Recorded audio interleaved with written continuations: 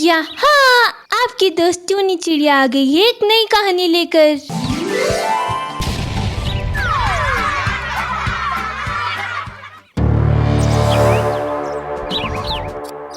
भूतिया आम वाला। माँ, कल सवेरे हम पास वाले जंगल जाएंगे ना? मुझे आम खाना है माँ। नहीं नहीं बिटिया, हम पास वाले जंगल नहीं जा सकते। तुम्हें पता है ना, इस जंगल में एक भूतिया बाज है जिसने कितने पक्षियों की इस जंगल में हत्या कर दी है। अरे माँ, उस भूतिया बाज को तो सारे पक्षियों ने मिलकर जला दिया है ना? वो अब कहाँ से आएगा? ऐसे भ्रम में कतई नहीं रहना बिटिया। ये भूत प्रेत को कोई मार नहीं सकता। इन्हें आग से नहीं, इन्हें इन्हीं की शक्तियों से मारा जा सकता है। भले ही उस हादसे के बाद सारे पक्षियों ने ये मान लिया हो कि वो भूतिया बाज मर चुका है, पर हमें हमेशा चौकन्ना रहना चाहिए। माँ, मुझे आम खाना है। इस जंगल में तो एक भी पक्षी ऐसा नहीं है जो आम बेचता है। आम तो केवल पास वाले जंगल में ही मिलते हैं। बिटिया, अगर इस जंगल का कोई पक्षी पास वाले जंगल जाएगा तो हम उसके हाथों आम मंगवा लेंगे। तभी वही भूतिया बाज टूनी चिड़िया के घोंसले के पीछे खड़े रहकर चुपके से टूनी चिड़िया और सुरीली चिड़िया की सारी बातें सुन लेता है। इन दोनों माँ बेटियों ने तो मुझे बहुत ही अच्छा उपाय बता दिया। अब कल सवेरे ही मैं एक साधारण पक्षी का भेष लेकर इस जंगल में अपना भूतिया आम बेचूंगा और एक एक करके इस जंगल के सारे पक्षियों से अपना बदला लूंगा। इस जंगल के पक्षियों ने मुझे जितनी बेरहमी से जलाया था ना, मैं उससे भी खतरनाक बेरहमी से इस जंगल के एक एक पक्षी से अपना बदला लूंगा। तैयार हो जाओ पक्षियों, अब मैं वापस इस जंगल में आ रहा हूँ, एक नए रूप के साथ, एक नए अंदाज के साथ। इधर दोनों माँ बेटी अपने घोंसले में सो जाते हैं। अगले दिन सवेरे जंगल के सारे पक्षी अपने अपने घोंसले से निकलकर जंगल में आ जाते हैं।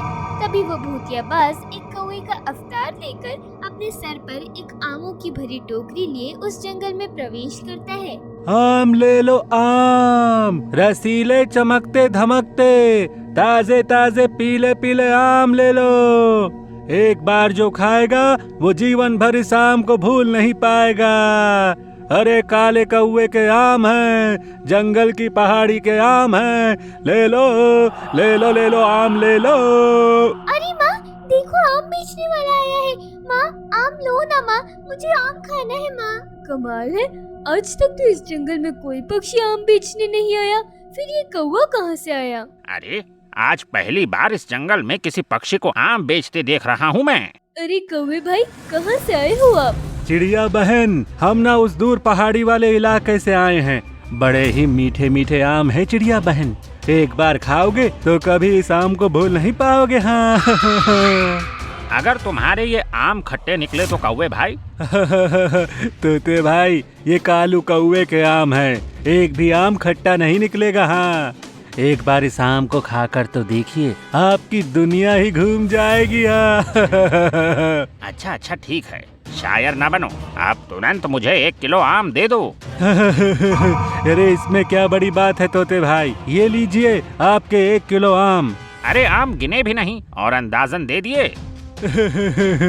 अरे तोते भाई, ज्यादा भी हुए तो मैं कौन सा तुमसे पैसे मांग रहा हूँ। अरे ये आम वाला काला कौवा किसी पक्षी से आमों के पैसे नहीं लेता। हाँ। अच्छा, अगर ऐसा है तो लाओ और 5 किलो आम दे दो।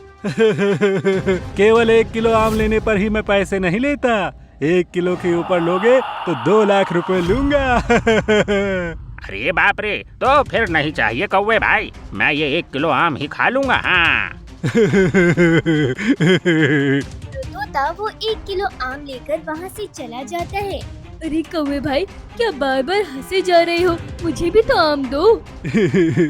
अरे क्यों नहीं चिड़िया बहन, आप ही के लिए तो लाया हूँ मैं ये आम। ये लीजिए आपके 1 किलो आम। टोनी चिड़िया वो आम लेकर अपने बेटे सुरीली चिड़िया के साथ अपने घोंसले में चली जाती है। इधर ये भूतिया बाज वो सारे आम जंगल के सारे पक्षियों को दे देता है। देखते ही देखते रात हो जाती है।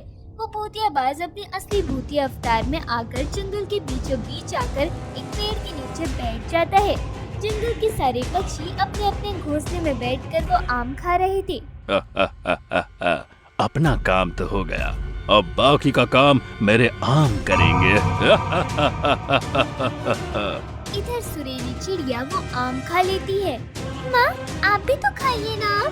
नहीं बिटिया, अभी मेरा मन नहीं है, मैं कल सवेरे खा लूंगी, तुम खा लो जी भर के। सुरीली चिड़िया उन आमों में से 2 आम खा लेती है। तभी थोड़े समय बाद अचानक से इसके पेट में बहुत ही तेज दर्द होने लगता है।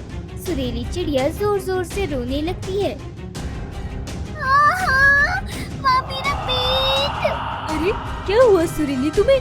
तुम रो क्यों रही हो? माँ, मेरे पेट में बहुत दर्द हो रहा है। माँ, बहुत दर्द हो रहा है। ये अचानक से सुरीली बिटिया के पेट में दर्द कैसे शुरू हो गया? माँ, बर्दाश्त नहीं हो रहा। माँ। तभी बाहर कई सारे पक्षियों की रोने और चिल्लाने की आवाज आती है। ये सुनकर टोनी चिड़िया सुरीली चिड़िया को लेकर बाहर आती है। बाहर सारे पक्षियों का आम खाकर यही हाल था जो सुरीली चिड़िया का था। ये सब क्या हो रहा है पक्षियों? एक ही साथ पूरे जंगल के पक्षियों के पेट में ये अचानक से दर्द कैसे शुरू हो गया? चिड़िया बहन, लगता है ये उसी आमों के खाने से हुआ है। जब से पक्षियों ने वो आम खाए हैं, तब से पक्षियों के पेट में दर्द शुरू हो गया है। लगता है उस कौवे ने हमें खराब आम दे दिए हैं, तभी तो आम खाकर पक्षियों का ये हाल हुए जा रहा है। हमें उस आम वाले कौवे को ढूंढना होगा। चिड़िया बहन, वो तो बहुत दूर जंगल से आया था, उसे हम कहाँ तलाश करेंगे? तभी वो भूतियाबाज एक पेड़ के नीचे बैठकर हंस रहा था। मैं यहाँ हूँ पक्षियों। सारे पक्षी जैसे ही उस भूतियाबाज को देखते हैं, उसे देखते ही सबके होश उड़ जाते हैं। भूत, ये तो वही भूतियाबाज है जिसने हमारे जंगल के कितने पक्षियों की हत्या की थी। अरे इसे तो हमने चला दिया था ना, ये वापस कैसे आ गया? मुझे मिटाना इतना आसान नहीं है पक्षियों। मैं बहुत ही शक्तिशाली भूतियाबाज हूँ। मैं ही इस जंगल में आम बेचने वाले काले कौवे का अवतार लेकर आया था, ताकि मैं तुम सबसे बदला ले सकूं। तुम पक्षियों ने मुझे जितनी बेरहमी से जलाया था ना, अब देखना तुम्हारे यही साथी पक्षी जिन्होंने मेरे भूतिया आम खाए हैं, अब वो कुछ ही समय में एक भयानक भूतिया पक्षी के रूप में आ जाएंगे और तुम सब जंगल के पक्षियों को खा जाएंगे। इतना कहकर वो भूतियाबाज वहाँ से गायब हो जाता है। अरे बाप रे, इस भूतियाबाज ने हम सारे पक्षियों को ये कैसी दुविधा में डाल दिया। अब हम क्या करेंगे? चिड़िया बहन, इससे पहले कि हमारे जंगल के ये सारे पक्षी एक भूतिया अवतार में आ जाएं, हमें इन सब पक्षियों को जला देना होगा। क्या? नहीं नहीं तोते भाई, ये आप क्या कह रहे हो? हम ऐसे नहीं कर सकते। ये सारे पक्षी हमारे अपने हैं, हम इन्हें कैसे जला सकते हैं? अरे चिड़िया बहन, जरा होश से काम लो। अगर ये सारे पक्षी भूतिया अवतार में आ गए ना, तो हमारे ही साथी पक्षी हमें जान से मारकर खा जाएंगे। इसीलिए मैं कहता हूँ, हमें इन सबको भूतिया पक्षी बनने से पहले ही जलाकर खाक कर देना होगा। चिड़िया बहन, तोते भाई सही कह रहे हैं। छोटू तोता और पंछी कोयल की बात मानकर टोनी चिड़िया इन दोनों पक्षियों के साथ मिलकर जंगल के सारे पक्षियों को जला देती है। सारे पक्षी जलकर खाक हो जाते हैं। सुरीली चिड़िया भी जलकर खाक हो जाती है। तभी वो भूतियाबाज वहाँ आता है और जोर जोर से हंसने लगता है।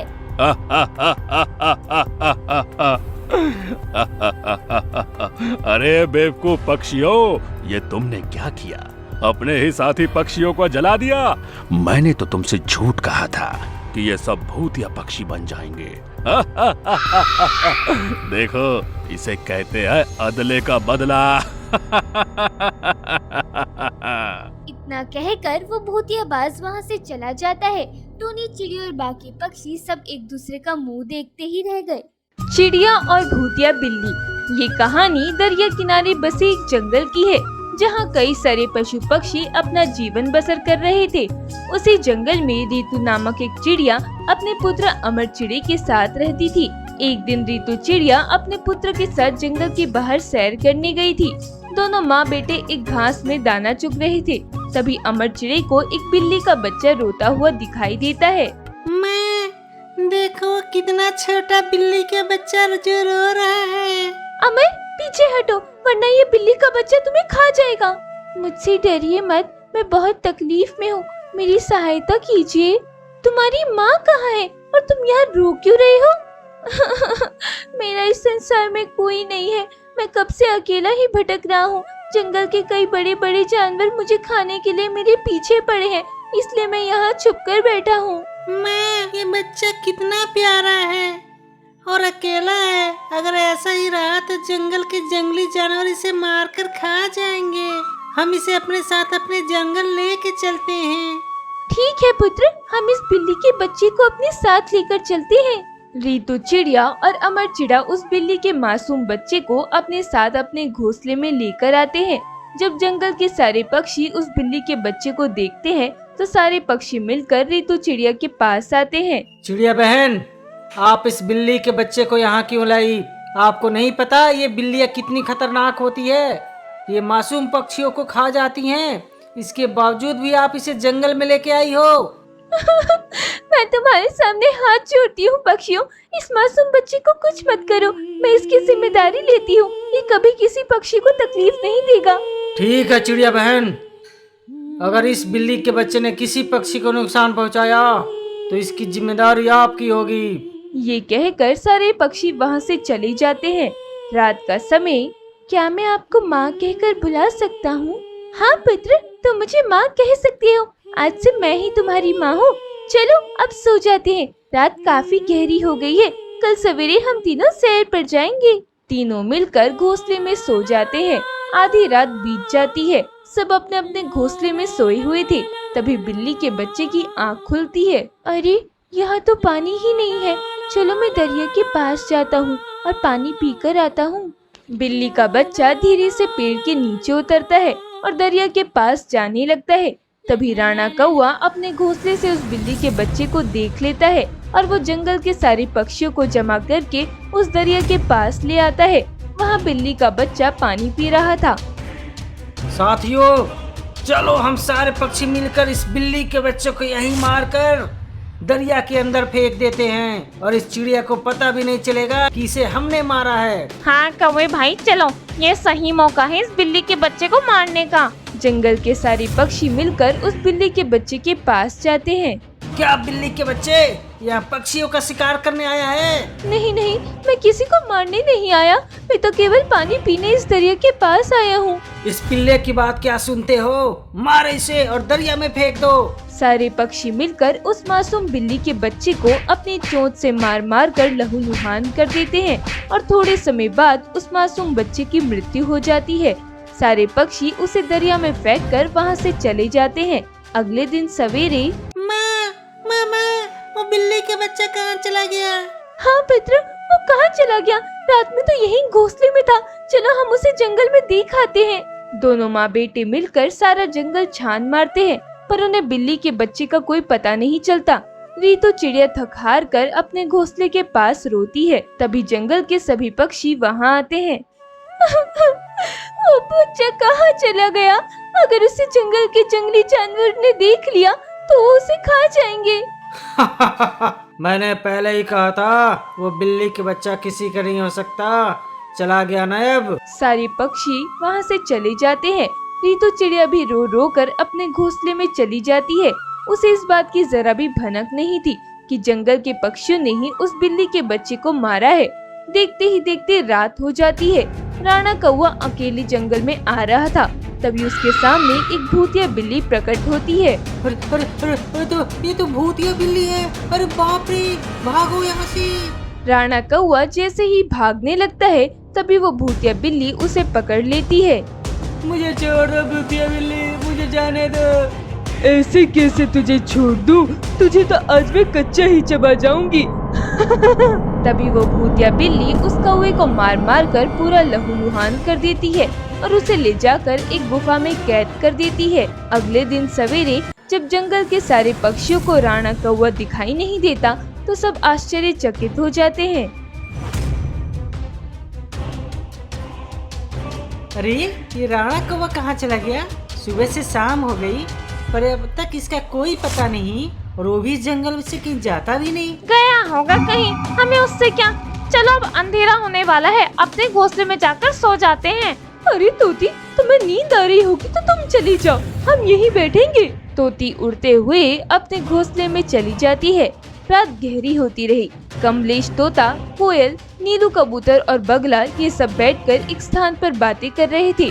तभी उनके पास वही भूतिया बिल्ली प्रकट होती है, जिसे देखकर सारे पक्षियों के होश उड़ जाते हैं। अरे बाप रे बाप, ये भूतिया बिल्ली इस जंगल में कैसे आ गया? आज तो इतने सारे पक्षियों को मारने में बहुत मजा आएगा।